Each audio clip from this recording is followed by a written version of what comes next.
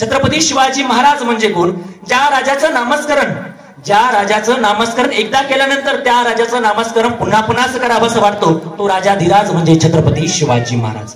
ज्या राजाचा इतिहास एकदा वाचल्यानंतर त्या राजाचा इतिहास पुन्हा पुन्हा वाचावा लागतो तो राजाधिराज म्हणजे छत्रपती शिवाजी महाराज. विश्वातील सर्वात बुद्धिवंत राजा म्हणजे छत्रपती शिवाजी महाराज म्हणजे छत्रपती शिवाजी महाराज. खरं तर ज्या माणसानं या महाराष्ट्राला नाव दिलं तो महाराष्ट्र खरंच महान असला पाहिजे. ज्या तुकोबांच्या अभंगवाणीतून विचारांची वाणी संपूर्ण महाराष्ट्रभर भरली त्या तुकोबांचा महाराष्ट्र खरंच महान असला पाहिजे. ज्या ज्ञानेदेवांच्या ज्ञानेश्वरीतून तुमच्या आमच्या जीवनामध्ये दिवा लावण्याचं काम केलं त्या ज्ञानेदेवांचा महाराष्ट्र खरंच महान असला पाहिजे. खरंच महान असला पाहिजे. अरे ज्या सह्याद्रीच्या दऱ्याखोऱ्यामध्ये एवढं मोठं स्वराज्य निर्माण केलं त्या शिवरायांचा त्या छत्रपती संभाजी महाराजांचा महाराष्ट्र खरंच महान असला पाहिजे. खरंच महान असला पाहिजे. अरे एक ढेकुळ हातात घ्या तो पाण्यात टाका पाण्यावर जो लाल तवंग उठेल ना इथं खर्ची पडलेल्या प्रत्येक मावळ्यांच्या रक्तांचा थेंब थेंब असेल त्या मावळ्यांचा महाराष्ट्र महान असेल. त्या मावळ्यांचा महाराष्ट्र महान असेल. अरे संविधान लिहिण्यासाठी मला फारसे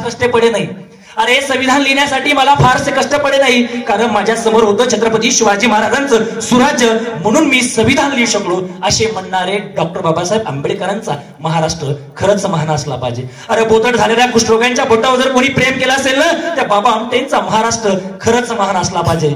खरंच मान असला पाहिजे. आपली जन्मदाती मुलं तुम्ही आम्ही सुद्धा